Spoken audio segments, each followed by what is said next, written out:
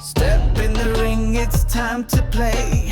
Coach Rene and Matt lead the way. Radical MMA brings the heat. The martial culture podcast can't be beat. Punches fly, minds collide. Technique and heart side by side. Tune in now, don't hesitate. The martial culture podcast, great and straight.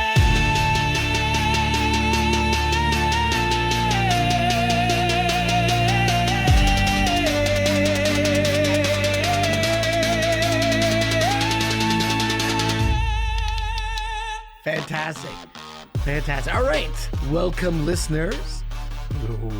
Welcome. Trying to be spooky. So, it's kind of interesting. I don't know if you heard, but the UFC made a huge foray into sport jiu-jitsu. I not hear. Okay, so you know what the UFC did? They what got popular? They did the Ultimate Fighter, right? Mm-hmm. So they basically did the same thing for sport grappling because they realized this is like a crazy untapped market. And they already have facilities. They already have all the video equipment. They have the staff. They're like, well, we'll just, give them something else to do. Sure. So I think their like overhead is probably like next to nothing because it's all the same overhead. The locations, everything's the same for the Ultimate Fighter, for the Brazilian MMA. And then he's had an Ultimate Fighter where they brought some of the top grapplers in the country to face off. Wow. And they poached talent from a lot of other places, including ONE FC. So ONE FC, you ever watch ONE FC? A little bit. Yeah, they're very different because they'll have like a Muay Thai fight, an MMA fight, a kickboxing fight, and then a jiu-jitsu fight. Right? They're not showing just one sport. They're like an event of a fight night of a lot of different events. So in the ONE FC had a grappling championship, and this guy named Mikey Musumeci was the champion, who's a very, very, very creative, very interesting grappler. Now, of course, that style of grappling is not the style of grappling that I think you'd want to focus on if you're doing MMA, but it's a great sport in and of itself. So they poached him, and one of the reasons, and they brought him over, and then they also took this guy Andrew Tackett, who is probably had listeners haven't seen it, and Matt, you should check it out too, right? It's Andrew Tackett versus Ty Ruotolo or Cade Ruotolo. From one of the two Ruotolo brothers. These two crazy kids that started training when they were like 3 under these amazing teachers called the Mendes brothers in California. They started when they were like 3. I remember watching videos of them and they were like sitting there. I'm like, how do you get 3-year-old kids to sit still and focus so strongly? Like they're crazy. Like 3 and 4 and 5. And they're like, okay. I remember also watching one of the Ruotolo brothers demonstrating a move, and he was about 5 or 6, nailing it completely. And it was a move I couldn't do. Like, I was like, I'm practicing like, why can the freaking 6-year-old kid do it and I can't do it? Right? And they're just, their whole life is martial arts. So they were in this tournament called CJI.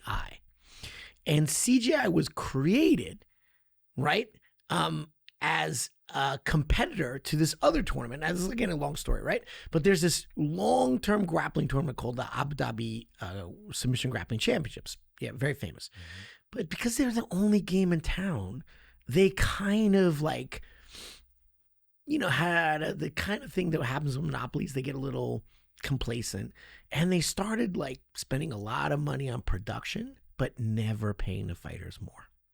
Like the fighters were getting really not great pay. Yeah. Now, in 2000, compared to what people fought in MMA, the pay in Abu Dhabi was actually pretty good. In 2023 and 24, it was nothing compared to what you get in MMA or even in a lot of other sport grappling competitions. So one of the guys named Greg Jones says, this is terrible. He got a backer and he created his own tournament with new interesting rules that are very cool. And he did it on the exact same day, or the same weekend, not the same day, the same weekend as the Abu Dhabi. And he made it free. Oh, wow. And he made it $1 million prize for the winner. Holy cow. And if you show up, you automatically get $10,000. The prize winnings in Abu Dhabi's, the prize, if you win, was only $10,000. So if you went to CGI and just showed up and lost every match, you'd get as much as if you won in the other one. God. Right, I know, right? Right. And if you win, you'd get $1 million. You got for a few, I think there were 3 weight divisions, 3 or 4. 3, I'm not sure. Weight divisions, and every single winner got $1 million.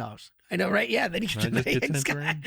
I don't think you could just show up without trading. Well, we could try.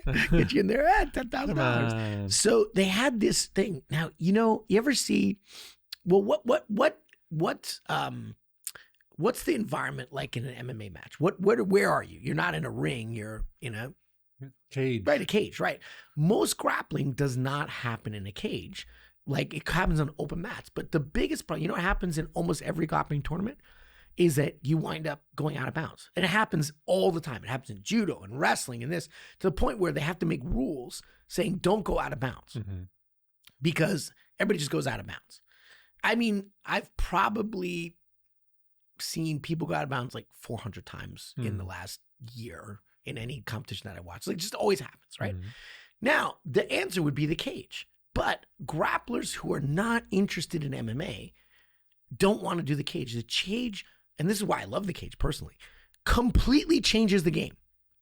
So if I'm jamming your head up, you're playing guard, you're underneath me, but I'm jamming your neck up against an actual wall and your spine is bent and I'm pushing your knees into your head and I turn you into a human panini against the cage.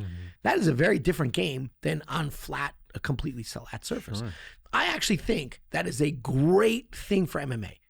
I think because it's realistic. Life has walls. Like you don't get into fights in empty Iowa cornfields. Like there's walls in places, unless you, and yes, I guess you live in the Gobi Desert or something. Even then you probably have something, a sand dune. There's a rock somewhere. Right, exactly, right? So there's need to be like a weird happy medium. Now, Craig Jones fought in Karate Combat, which is this other organization, and they have like a kind of like a pit wall. But what he did is he made it more curved, like a real slanted wall. So there's mats and a slanted wall that goes very high up that you basically can't go out of bounds of, but it's not a cage. And it was like brilliant. It also made the action much more like interesting. And there's times where people would be on the side of the cage wall and still attacking, like they'd just run across the cage wall, like a Naruto ninja or something, like they'd boom, and then like Craig Jones himself went up against the cage, the not the cage, the slope, right, and then he goes up, bases on the slope, and does a flying triangle and taps one guy out. It was beautiful. It was like crazy. It was really interesting.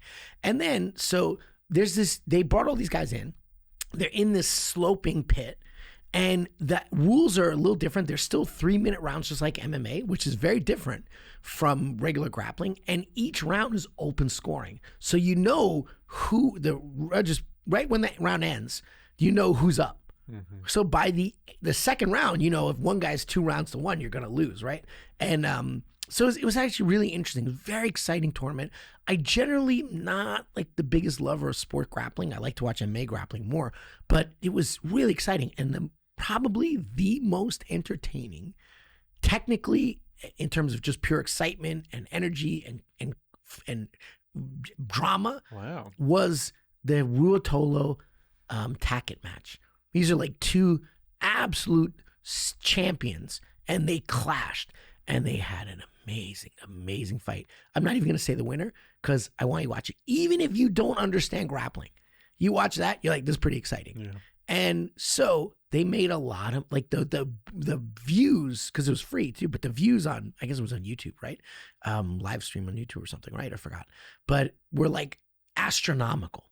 So they did very well. And the UFC goes, I think we could do that.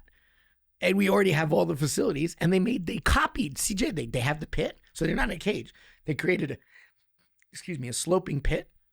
They basically copied everything and did their own version. Aww. And I don't think Craig Jones really mad about it. He's like, fella, what's the word? The best form of flattery is imitation. He seemed pretty cool about it. I mean, he also got the idea from Karate Combat, so whatever. But they basically just copied CJI almost completely, right? And they had it in, and it was on the UFC Fight Pass broadcast. And as I understand, the ratings were very, very good. even for people who are not used to watching grappling, people start watching. They had a little Ultimate Fighting Championship, Ultimate Fighter type show, but for the grapplers, which I didn't watch because I can't stand that stuff. But then I watched the finals, and they were some really good matches. Wow. And very cool. So it's kind of interesting how the UFC, I don't know if you know, the UFC is also going to be promoting boxing now. They're doing everything. Yeah, right. I mean, basically, because they had this entertainment company now called like TKO, and they're doing MMA. They're the owners of the pro wrestling WWE now. They're the same owner now. Yeah. And then they're going to promote boxing. Dana White's in boxing. They do that awful, stupid thing called the power slap. Oh, yeah. Oh, God. That's What about so stupid. Foxy boxing? Foxy? What's that? Women. Oh, women. Was that like in lingerie or Oh, something? yeah. Foxy boxing. You all know about Foxy boxing. Well, you know what? What? It's funny you should say that. But in Japan, when you had women MMA, because of the influence of pro wrestling into mixed martial arts, most women in MMA, when I was there and a little bit after, were encouraged to wear costumes. Not lingerie, but definitely not a normal fight gear, right? I mean, like they had it was like, going to the Comic-Con. Like they had these costumes and this and that. Made costumes? It was very, very, not joking. That's exactly right. There were some ones like that too. They come in like a maid or I've watched all some that anime. weird stuff, right? And then we would really fight. So honestly, and you know what? I'm not really for that.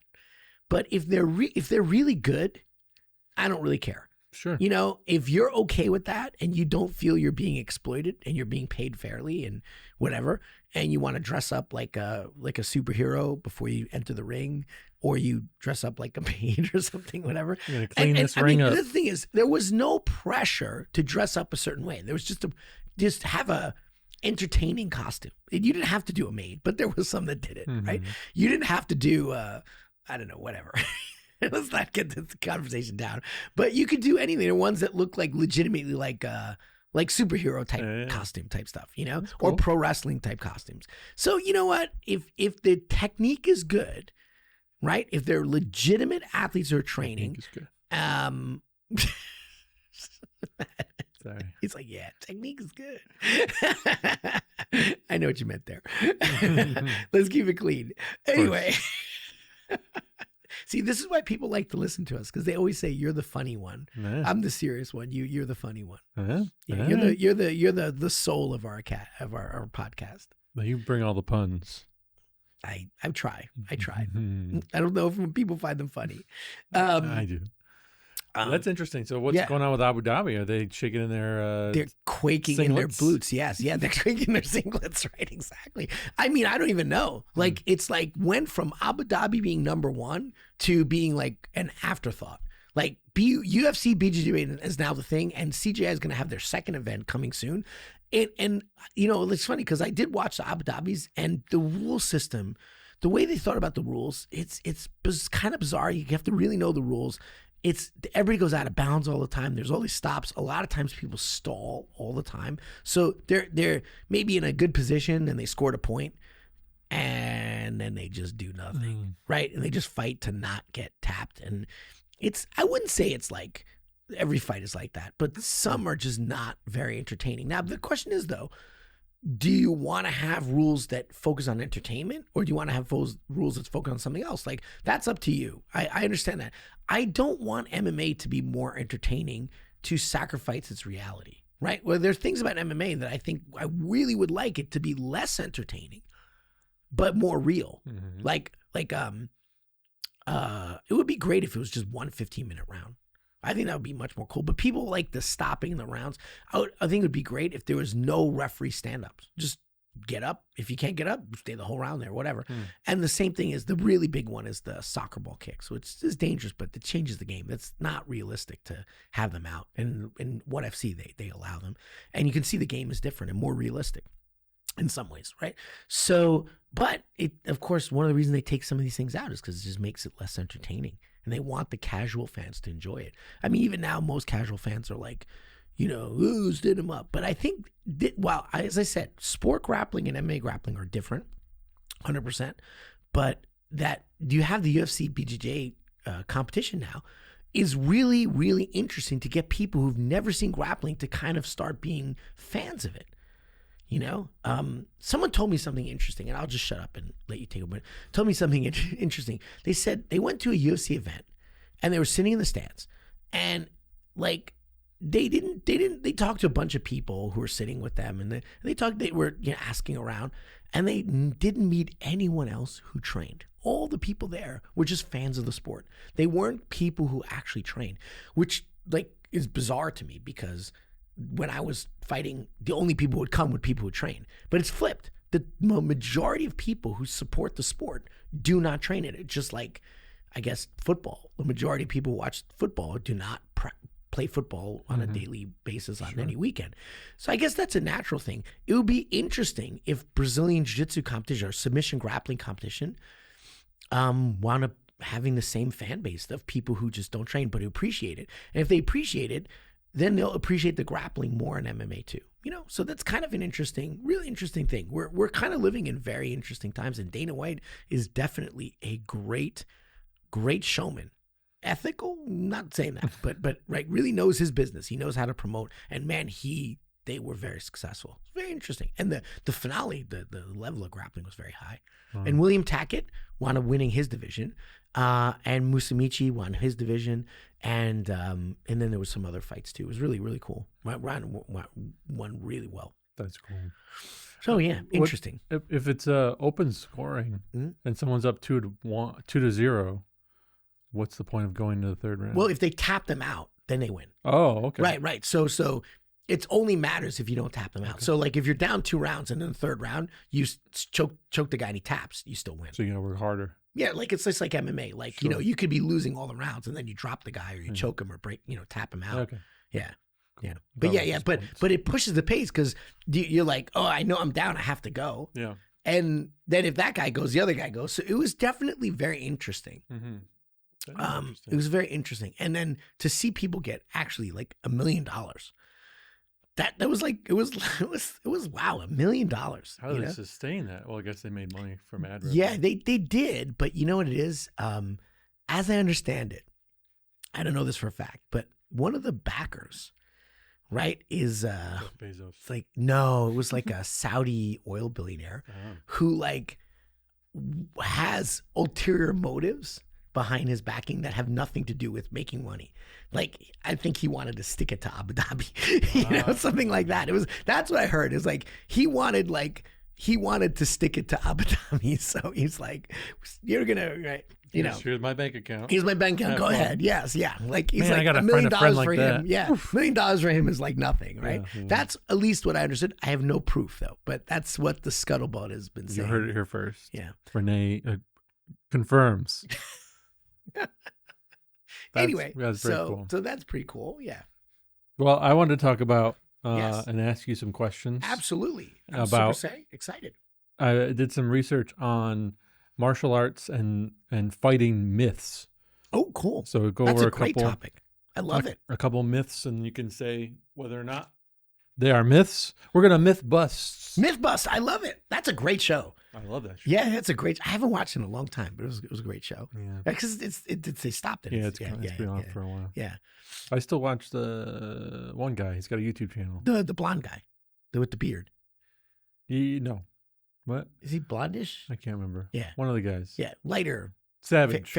Savage. Yeah, Savage. Yeah. He has a YouTube channel. He's not blonde. I don't think he has a lot of hair anymore. No. Yes, yeah, right. But I mean, but his beard is not the guy with the beret. The other guy. No, not the beret guy. Yeah, yes. The other guy. Yeah, not the beret. I watch his channel all the time. I know his name.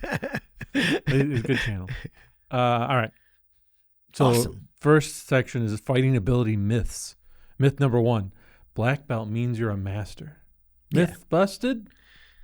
Busted. Completely busted. Now that's a great point. I was actually just talking about this last night.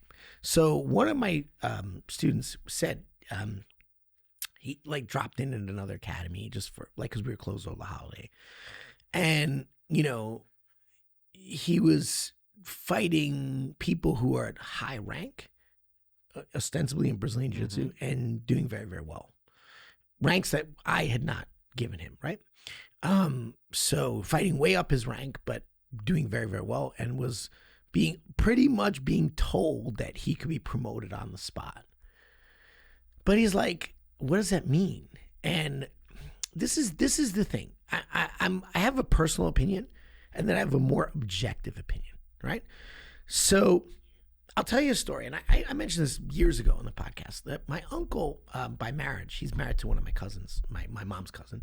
I call him my uncle. His name was Sal. Unfortunately, he passed away, but he fought in the Korean War. But he was stationed in Korea for a while in the 1950s, and he was studying Taekwondo. But it wasn't called Taekwondo yet. They didn't have the name for it. They just called it the name of the academy that we're in, which is called Mudok-kwan, right? The Mudok Academy, right? And so they didn't even have the name Taekwondo, but it was basically really, really, really fierce knockdown martial art training. And he came back, and I mean, he was very, very tough. Now, of course, if you look at the technological development of striking compared today to what they did in the 50s and 60s, of course we've evolved. We evolved. I mean, nobody did Superman punches back then or whatever. You know, like the technology has evolved, just like everything. But that doesn't take away from the fact that these guys were real fighters. And he was very into training. He would wake up every single day, 7 days a week, road work until he was in this, and until he died in the 70s, 80s, right? Every day, road work, weightlifting, sit-ups, push-ups, like every single day. This is like how important martial arts was to him. And every day he'd train martial arts as well. But he started seeing in the Taekwondo world how the standards went from being black belt was important to being black belt was this and this and this and this, to the point where today, legitimately, there are kids, 5-year-old and 6-year-old kids wearing black belts. If you have that, its martial arts meaning is zero. Now, my objective opinion is it might have some meaning, but its meaning, there's no 6-year-old child that can effectively defend themselves from an adult unarmed. That's not possible. Right. That is not possible. I don't care how big you are, you're 6. What about that 5-year-old that you were talking about earlier with the cool name? The grappling kids? Yeah, they were great. And you know what? They were really good at 5, and I could still destroy them, right? I'd just sit on them. Sure. They're 5 and 6. Now, their technique was great, but you just legitimately cannot fight an adult unless you're a certain level, like goldfish versus a shark. I don't care how fast the goldfish is; it's gonna lose to the shark. It's physics, technique cannot overcome a lack of body development. You're just not developed when you're 5 and 6 years old. This is obvious, right? Which is why in Brazilian Jiu-Jitsu, the rule is you can't even give a blue belt to someone under 14. That was the original rule.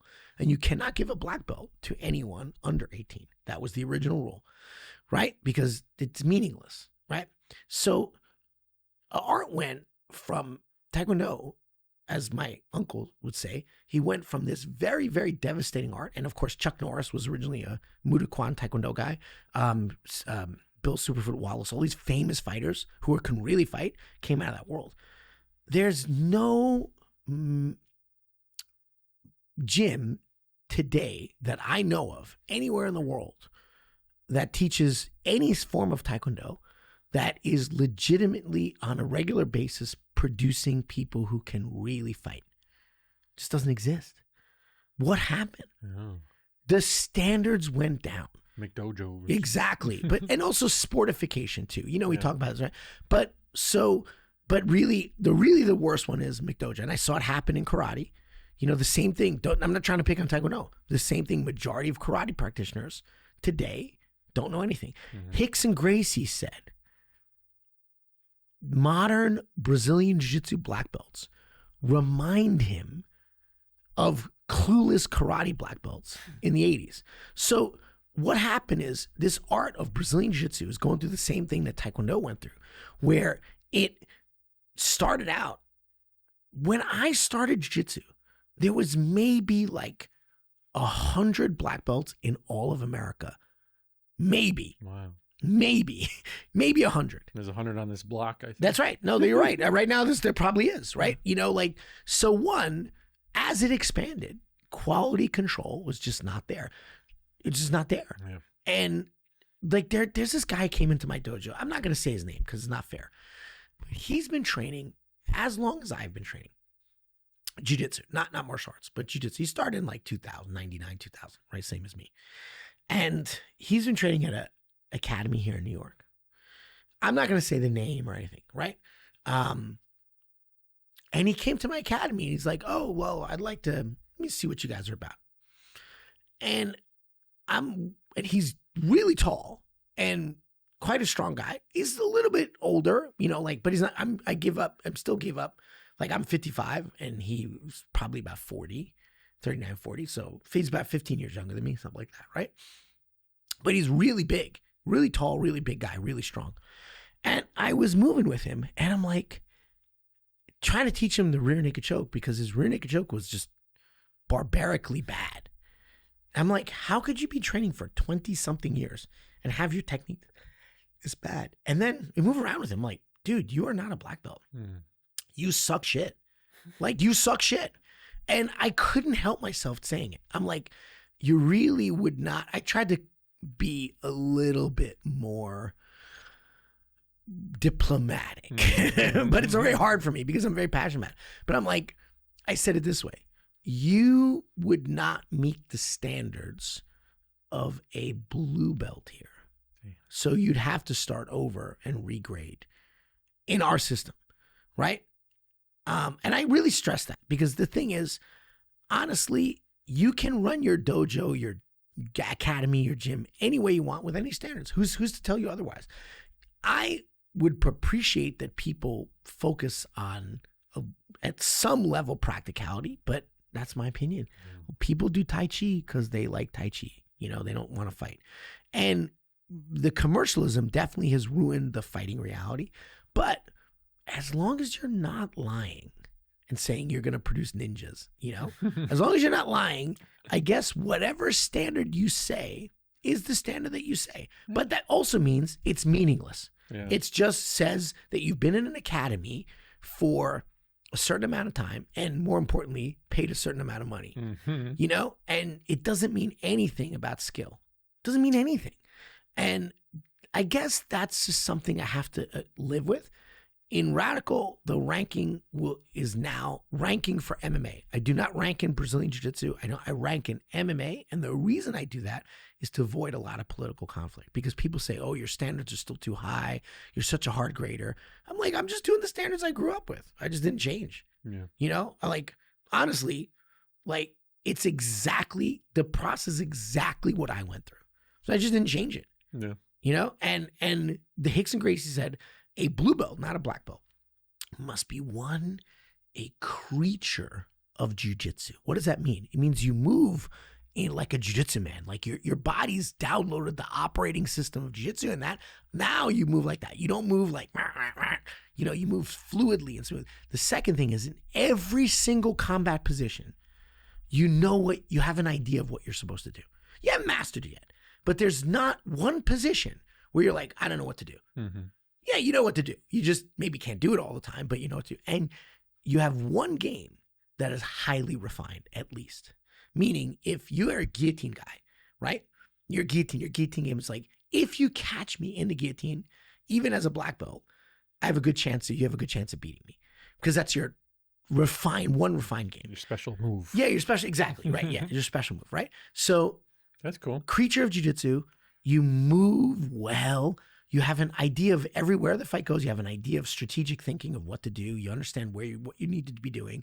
You're never like, well, meaning also your defense is good. And then you have one offensive game, right, where you're really sharp. And that's not even the standard of black belts now. That was the standard when I was a blue belt. And Hicks, like, black belts, like, I met this one black belt. And again, I'm not going to say names. Now, this black belt was actually not unskilled.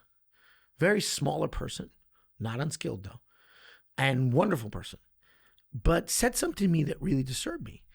And when you're pinning people in side control and you're pinning people in mount, it's a very different functionality. Like mount is generally speaking, for most people, much harder, especially lighter people. Generally speaking, side control and scarf and all these other positions are generally speaking a little bit easier, right? To understand because you're away from the guy's power and you can dominate the arms.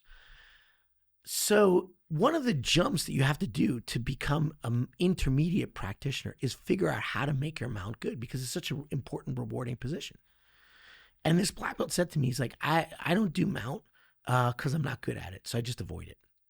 And I'm like, that's like being a baseball player and avoiding, hitting, or playing the field. Like I'm just not going to do that. I'm like, what?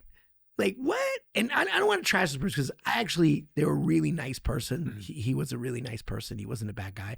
And he had some skill in other ways. But like you cannot be considered a black belt unless you're pretty good at mount. Like you kind of understand it. You know what you're supposed to do and how to maintain it and also how to escape. I'm like, whoa, this is like the standards have dropped. But again, those are just my standards. But the black belt means nothing today except whatever gym that academy owner says it means if he's not lying.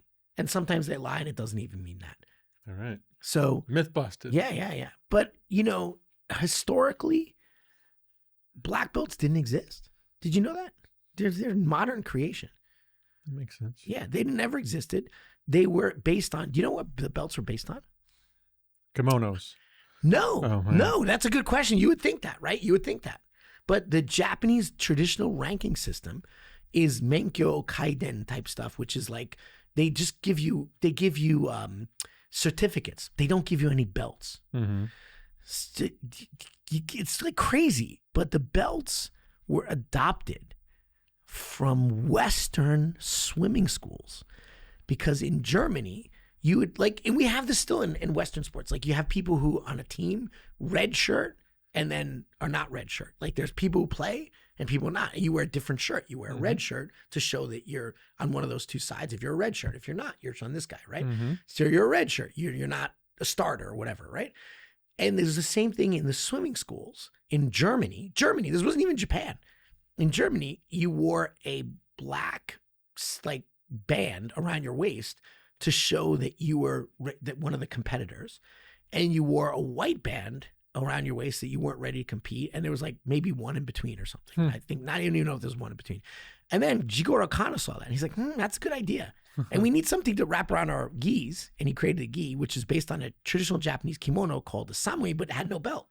Had no belt. So he's like, but we need something to hold it in place, and we have this belt. And it was invented as that system, but it's not traditional. But it became this whole thing like, oh, you're a black belt, this and that. And you know where the black belt myths come from? They come from originally Jigoro Kano because his original black belts were such a bunch of bad motherfuckers. Like they were tremendous killers. Wow. So I don't even think he meant to do that, but he created this thing. It was like, oh, if you're a black belt, you must be a stone cold killer. And then the same thing with some other arts, had some great guys because the standards were so high. But really it was the original black belts because there's no other black belts. The original, and they were just murderers. They were so good. So black belt meant amazing. Mm-hmm. But originally it just meant you weren't a beginner anymore. It means Showdown, which is first step. So it's not traditional. In Japan, it just meant that you were a guy that wasn't a beginner anymore originally.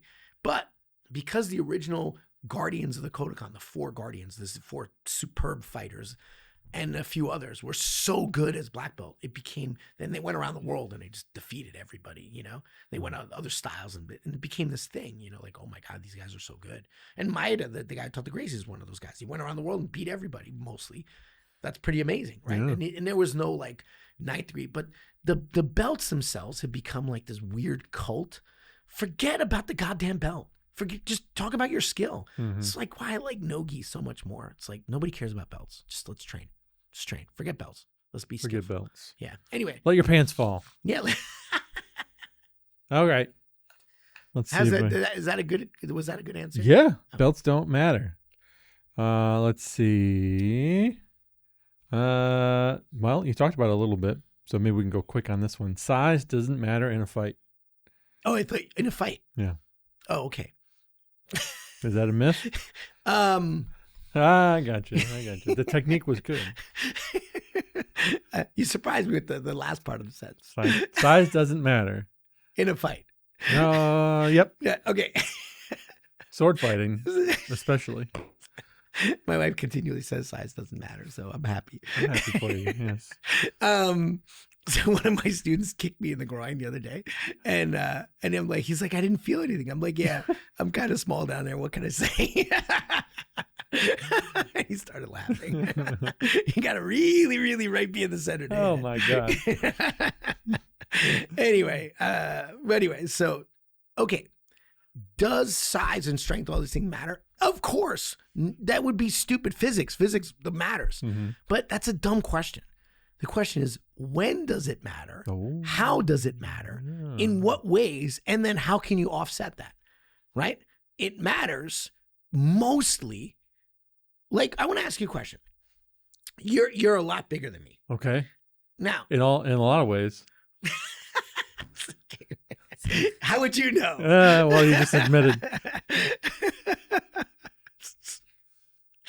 All right. Anyway, if I'm you're 6'4", Mm-hmm. yeah, I'm 5'7", so you're like a whole person taller than me, Okay. right?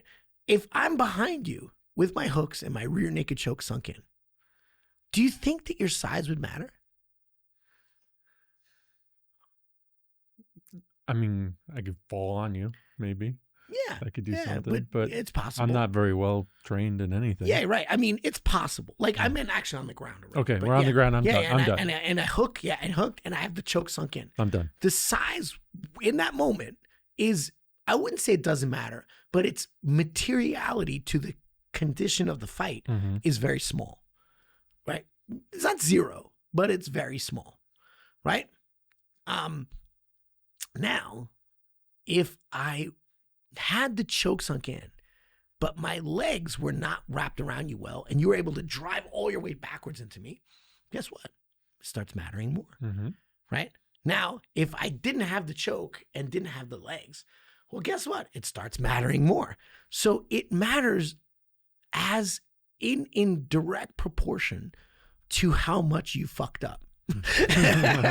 Right? So if you're sitting on top of me in mount, right? And you have my arms pinned and my legs locked up somehow, Mm-hmm. man, that size is going to matter a lot, Mm-hmm. right? Yeah. Right? So it's totally different. It's like, it depends where and how. Now, if in say mount position, if in that mount position, I managed to make you off balance a little, suddenly that mountain weight is maybe now working against you. Mm-hmm. Now, I'm not going to say it's immaterial, but its materiality, right? Its effect on the outcome of that battle right there is a little less because of what I did, because I did something right. Right. The more I do things right, the more I can overcome these disadvantages. Size and strength and power really matter when you make bad decisions. So just someone of a smaller size maybe has to work a little harder. Much harder and much smarter. Not just harder, but smarter. Harder. They have to work harder and smarter. They have to make good technical decisions in terms of being good technicians, but they have to make very good strategic decisions too. So there's again, this is just sport grappling, but there was a black belt who was sport grappling against the mountain, the guy in the, that guy, right? Hafnor Bjornsson or whatever his name is. And that guy does train a little, but he's enormous, and not just enormous, he's super freaking strong. Mm-hmm. And this black belt looked really bad against him because he started underneath him in a really bad spot because he kind of like pulled guard. And then the guy just got smushed. He passed and got smushed and put him in like a neck cranky headlock crap technique. And the black belt's like, fuck, right? And he's stuck, and all the Hafner's strength is right on the black belt's neck. Yeah. Now, again, I wouldn't say he was the best black belt, but whatever. That's, again, we're back to that spot, right? But he made some really bad choices. Then Hafner Bjornsson fought Gordon Ryan, who, of course, is a little bit bigger, but he's still dwarfed by, people don't know, Gordon Ryan's very, very dedicated, probably the the winningest grappler in the heavyweight kind of division right now, right? He's like the top grappler, right? And he spars him And he just murks him like in seconds. And he starts down underneath him too, but just murks him, just boom, boom. And what he does, he made actually some really good choices. First, he juggled him up in the air. So Bjornsson was always like this. He was like floating. And then he drags him and gets right to his back. So now Hafner Bjornsson has to carry his own weight and Gordon Ryan's weight. And Gordon Ryan's this human backpack. And he's like, done. So his tactical thinking was very good. Smart. Now, he was a little bit bigger than the other guy, but still, like the other guy just made some really bad choices of what techniques to start with. Tactics and technique, if done well, can overcome some levels of physicality when they're done badly. Like if you're fighting a guy your size and you make a bad choice, you drop here a little bit lower. If you're fighting a guy 300 pounds heavier than you, you drop down to, the 10th level of hell. Like you're screwed. You're in this pit that you can't dig yourself out of. Wow. Mistakes cost you much more. Exponentially. Right. Exponentially. Like the same thing with boxing. Same. If I'm fighting Mike Tyson and I let him hit me in his prime, or let's say not even someone bigger, like Holyfield. Pretty big. Holyfield, right? Where the age is coming out. I was gonna say Tyson Fury or something, okay. right? But yes, right. Sure. Some big dude, right? Yeah. And I let him hit me versus I let a 125er hit me. There's a chance I could absorb that 125er's punch and I might be okay. There is no way I'm absorbing Tyson Fury's punch and being okay. I'm not okay. Yeah. I will not be okay. That's not possible, right? This guy punches like a Mack truck, right? He's huge. Or Ngannou too. Ngannou's the, according to the UFC Performance Institute, he's the heaviest punching person to ever live. Ngannou hits you once, you're going to have a bad day. Demetrius Johnson, who I adore, but at his best, he was, he's fighting 125. If he hits me really hard, he could definitely knock me out. But there's a really good chance I could eat it and be okay. Yeah. That being said, this guy's, I love Demetrius Johnson. Yeah. Don't punch us, Demetrius. Yeah, I don't want to get punched by him either. I don't want to get punched by him. But his thing, if he'd work hard, he'd use that punch to get angles, take my leg out, this, that. Again, work harder, work smarter, and then slowly pick at me like grinding me down. Because he's 125 pounds. Yeah. That's why I think people tend to like heavyweights more, because the one punch possibility, the excitement of that is bigger, but all right. But yeah, so size does matter. It can matter. It can matter. It can matter depending on the technique. It's the motion of your technique, not the size of your gi. All right. Hey, you can use pressure points to disable anybody. Myth or fact? Oh, that's true. That's true. No, of course. It's like the biggest bullshit in the world. All right. So there's I want to ask you a question. Spots on my body you can turn off? I want to ask you a question. What is a pressure point? What is a pressure point? Let's define our terms. I don't know what you mean. You have chakra and gates, and you unrelease the gate, and then you get superpowers. Right, and then you have the meridians and the 7. There's a fox inside me, I think, or something. That's exactly right. Yeah. This is a bunch of bullshit. No, but all right. But anatomically, it is absolutely correct. So, would you rather be punched up here in your pec or in your solar plexus? Pec. Why? I think more meat up there. That's right. And have you ever been punched in your solar plexus? I don't think so. Oh, it really hurts. Yeah. And you'll drop and probably puke. Right? Or your liver. If I punch you in your liver, that's not good. You're going to drop. Yeah. Okay. Or how about I kick you really, really, really, really hard in the balls versus kick you in your thigh? It's going to be different. Sure. So obviously we have certain anatomical points that are weaker than others.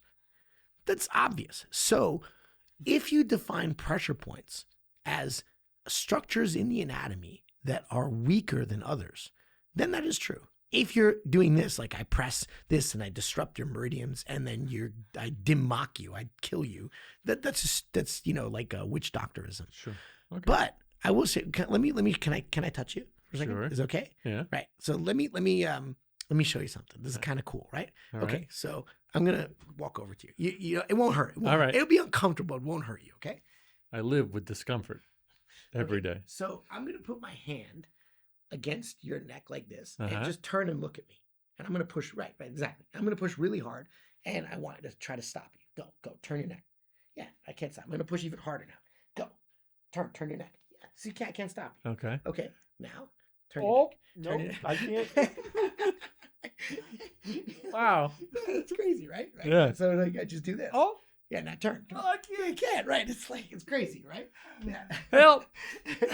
So for the guys, of course, can't see, I just put my index finger behind his earlobe Ugh. and I pushed. That hurts. Yeah. Now the reason it is because you have this thing called the TMJ, which is the jaw joint, and then it locks up here, and when you push here, the joint can't flare. And now guess what? Your jaw is connected to your skull, which is connected to your spine. You know, they're all connected. Yeah, I The know that song. bone connected Yeah. to the. So when I push one, everything kind of like gets disrupted. Oh, yeah. Right?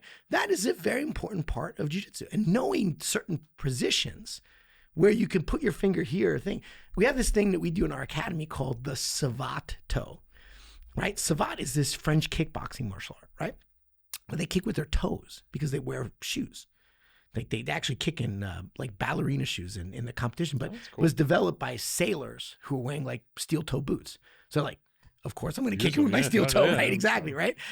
So they would curl. The part of the technique is to curl your toes down into like, instead of being like this, they curl like this and use your toe as a weapon, right? And I used to train with one person, Rich, and he was learning grappling under me, but he had great striking training, including savate. Nice heads up to Rich, and he would kick him with his big toe, and he would kick guys and just drop them, and they just puke. Like I saw him do it like 3 times. He'd kick him with their big toe right in their stomach, or the solar plexus or the liver or kidney, and they'd be like, ugh, and they just couldn't get up for like literally just stab him with his toe. Jeez. He was so precise. It was amazing. So, but in grappling, you have this ligament called the inguinal ligament, which is responsible basically for connecting part of your leg to your hip kind of thing. I'm being dumbing it down, but it's a very important ligament. When I put pressure on that ligament, your ability to move your legs becomes very compromised. It's this super cool thing, just like your jaw, where I put my toe in there like savate. Don't do that. Yeah, I just put it in there, and then suddenly you're like paralyzed. Not paralyzed, but like you can't move well. You're like uncoordinated because this little point is connected to all the other joints, and it's this very integral cog in your human anatomy. And when I kind of disrupt that, your entire body gets a little, off balance, off kilter. So this was taught to me by a really great guy named Tom McGonigal, who's a black belt under Marco Santos. Professor McGonigal? Yeah, the same name. Yes, he's Irish or Scottish.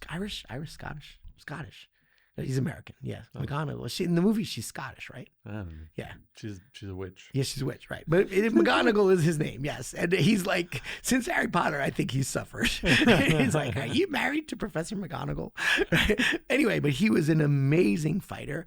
The student of Marco Santos, who was also my teacher at one point, and I learned it from him to use your toe like that. And then I was like, whoa, this is super cool. Oh. And I saved my bacon many times against bigger guys because I had a technical and tactical advantage to offset their power. There you go. Ooh, Pressure see that? points. See that circling back? Yeah, it's all connected. It's all connected. Just like your ligaments. Okay, let's see if I can find a good one. So I didn't hurt you, did I? It was No. Just your I'll feelings. survive. Yeah. Yeah. I will survive. Nope, you already did that one. Nope. Oh, that's interesting. If I do katas every day, I'm gonna become a superhero. Oh boy. This is We have to explain what katas are. Yes. Most of the people. Yeah, listening I think probably it know, forms katas, Yeah. right? Now, it's interesting because I think everybody knows that we don't need to be katas to get good. Mm. And the question is, what purpose do they serve? I spent thousands and thousands of hours doing kata and got no fighting skill from it, none. But I did get certain things that I still appreciate to this day. Right. This is why I think katas can be useful is it gave me focus. It gave me sense of trying to fight body awareness. You know, like, hey, I want to put my hand there, and the teacher says, no, that's not there, it's here. Oh, there. And then finally I get it there. That body awareness is a very important skill, and breathing and things like that.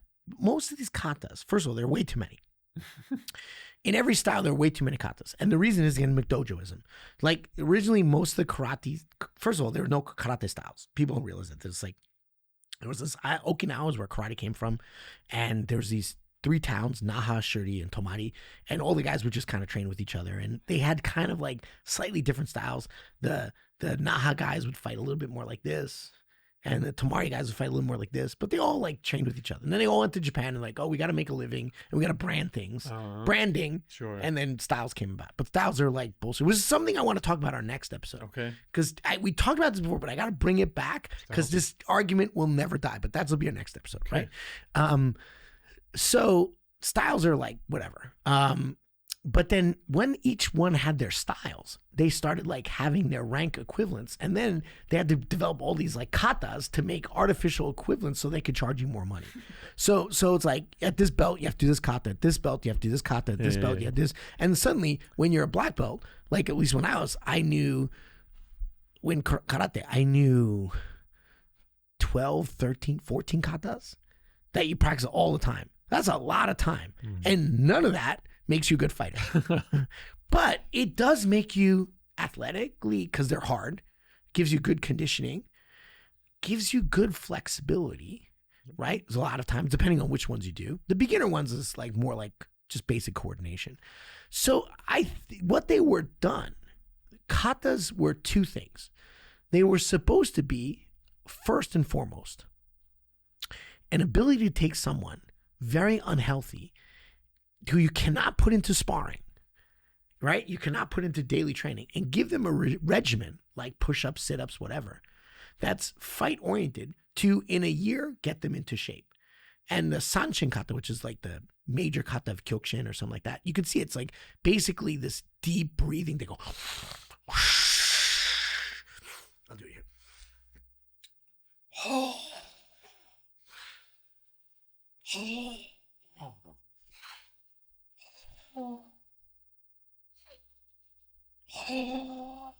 There's that training. That's really hard.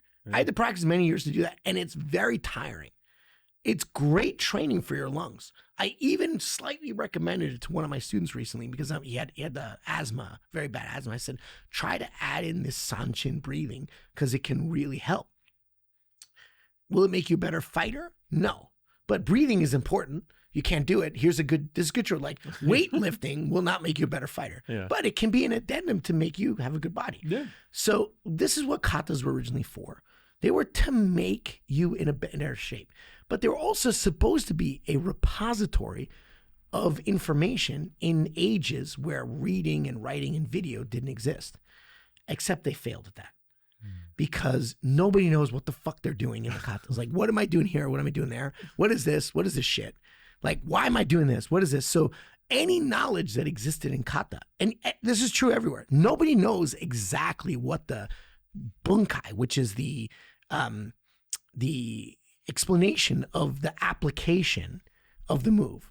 So you're doing, like, for example, there's this move called in karate, hand go down. So you go 1, 2, 3, right?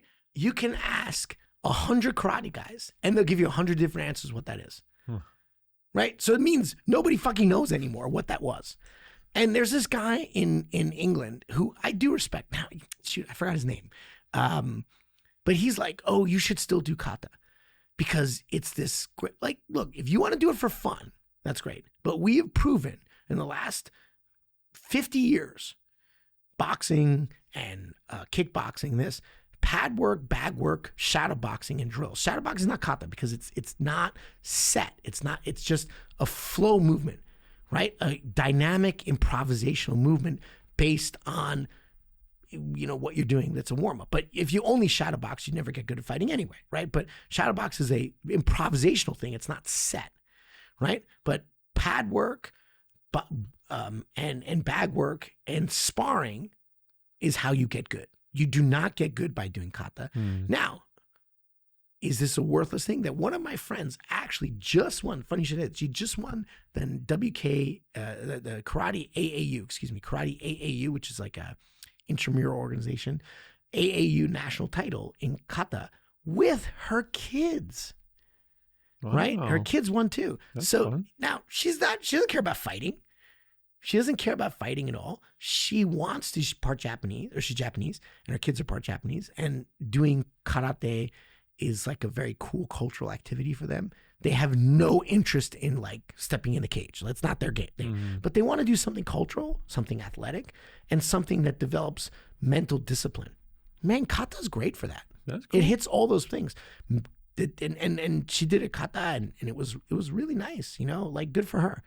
Now, she'll be the first one to say that she's not surviving a street fight. You know, like that's not her point, right? Yeah. You know, as again, it comes down to belts. Like, what does this belt mean? If you're saying it only means that you were at this place for this amount of time, or you know these katas or whatever, that's fine. That's what that means. Okay, cool, good, no problem. If you say it means you can fight in a street fight against a guy 50 pounds heavier who's going to take your life, okay, then that's the different story. That's what it means in my academy. It means if you get attacked by someone who is hell-bent on murdering you, you're going to turn them into chop liver. Yeah. You have the knowledge to do that. But that's just me. Like, I'm not going to make any judgment on people. And also, you're going to be efficient. Like that guy who came to visit my school, I wouldn't say he can't fight, but he's just not efficient. He's not clean. He's not a creature of jiu-jitsu, right? He's a creature of like strength and power and explosiveness, right? Even at my disgusting, horrible body, that broken knees and stuff, you know, and like I move well. People remark I move well, not because I'm talented. I worked very hard at moving well, very, very hard, right? Because moving well, becoming a creature of jiu-jitsu was the first thing that was told to me. You have to move well. You have to move well with efficiency and leverage and base and fluidity. Like you know, like a really good boxer, they're not stiff. They move beautifully. Yeah. Like this is why you look at a boxer and you're like, wow, that's actually artistic, right? You know, so if you don't move well, you're not a creature of jiu-jitsu. But that doesn't mean you can't fight. You know, that guy was 6 foot, I told you, he was like 6'4" and, you know, 230 or something. Even with his crappy jiu-jitsu, like he probably gets somewhere. You know, like, okay, whatever, you know, like, but kata is real interesting. You know, as I get older, I'm drawn to practicing my sanshin a little more, things like that, like as a meditative moment, you know, like a walking Zen kind of thing. You know, there might be a place for it. You know, I'm actually debating whether to teach it, like just the sanshin, just that breathing, to some of my students as a way to sit in the sauna and work their breathing, you know, like as a meditation moment, not fighting. It's not fighting. It has to do with something different. Yeah, mental discipline, breathing, which can all help. They're just not directly correlated to fighting skill, but they can also help. All right. Yeah. Let's do one more. One more? Make it a good one.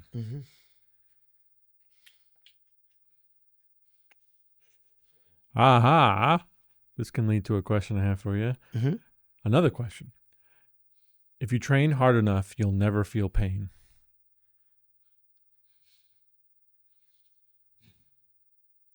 Okay, that's a really interesting one. Okay, not never. That's not true.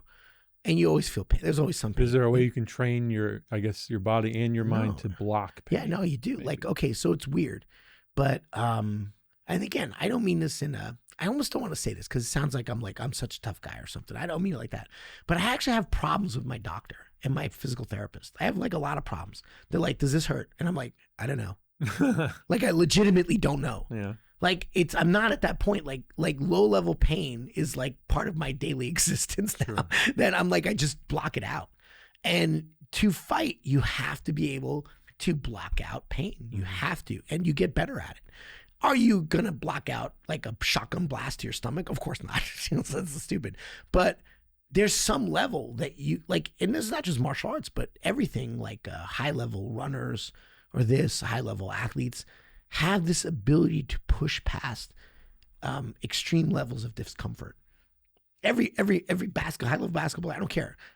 Maybe not soccer because they're a bunch of wimps, but oh, my shin hurts. Oh wait, there's the magic spray. Oh, they get back up, right? Oh, whatever. No, okay, soccer's whatever. Okay, we're gonna lose a whole bunch of listeners now. No, but I mean, including every high level athlete has some level of pushing through threshold. Pushing through discomfort. And in my case, it's really a problem because they're like, what are you feeling with your knee? Because I had knee reconstruction surgery, right? And I'm like, I don't know. And they're like, what do you mean you don't know? I'm like, I really don't know. Like, because like this low level of pain is just my daily existence. Like right now, my neck is just killing me, but I just turn it off. Like I refuse to feel it because I many years ago I got injured in this guy tried to like paralyze me, and it was in Japan. This guy picked me up and threw me at about 90 miles an hour on my head, and he tried to kill me, like for real, right? And it was my own fault because my instructor, my master Steve, was like, "Don't train with that guy. That guy's crazy. He's just gonna try to hurt you." And then I met him. And the guy's like, "Oh, well, nice to meet you." I'm like, "This guy's so nice. He's not going to be crazy." And then we spar, and he just tries to murder me. like it was like a dumb white belt back then, right? Listen to your master, listen to your teacher, right? So I got really hurt. Like I went unconscious. They put me in the sick room, the nursing home, and I was okay. But I still have this injury in my neck, and it just hurts all the time. And it got re-injured about 2 decades ago. And the other day, I just did something stupid to it. What wasn't martial arts? It was just in daily life. I'm like, oh, there it goes. But I just turned it off. Just like I'm not going to feel it. But I did get some medication from a physician to try to get the muscles a little more relaxed, and got some massage. Tried to take care of it, but like I'm just gonna push through. Like it's kind of what you do, but it's in some ways it's bad. Like your coach has to watch the students to make sure that they're not like pushing through too much and destroying their body. Right. So there's always this happy medium, and like literally I don't have this ability to tell my body what's like pain anymore in some ways, because I'm just so used to being in pain all the time. And I'm nobody special. I mean, this is everybody. Like I'm nobody special. Like every black belt, every real high level guy that I know or train with, we're all the same. We're like, what hurts? Well, what doesn't hurt? Okay, well, let's stop talking about it. Let's just train. Yeah. All right. Yeah. So that's that. I hope you found that interesting. Yeah, I did. Yeah. Yeah. So now there's one topic that I want to discuss. Okay. Not today. We're done. All right, fine. But we did a whole episode on it, but we got to do it again. Okay. Because it just rears its ugly head. And everybody they're like Brazilian Jiu-Jitsu and Judo are the same art. They're just, Brazilian Jiu-Jitsu is just Judo. Oh, it's not a new style. The Gracies did nothing. It's just, I'm so tired of this argument. It's so dumb. Mm-hmm. It's so dumb. And I have to talk about it again because there's all these guys on the internet saying, oh, it's just Brazilian Judo. It's not. It's a different art, legitimately.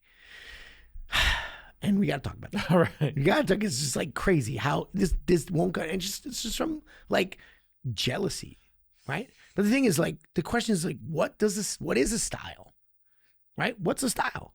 Like, you know what? Marketing. Yeah, a little bit. Just marketing. I mean, is there really anything new under the sun? Wow. Like, what makes kickboxing different from Muay Thai? What makes it different? Well, rules and marketing. That's it. But there are very big differences between softball and baseball, right? Right. Because the rules, the ball, the equipment, everything, they're similar, but not the same. Now, so the style marketing is one thing, but what you're actually doing on a day-to-day basis, if it's different, it's different. Yeah. Don't get too much into it. Yeah. We'll be here for another hour. Yeah. So I look forward to talking about that. Yeah.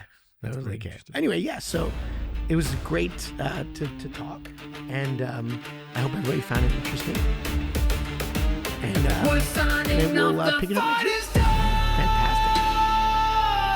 Lessons learned in battles won. The journey's long, but we're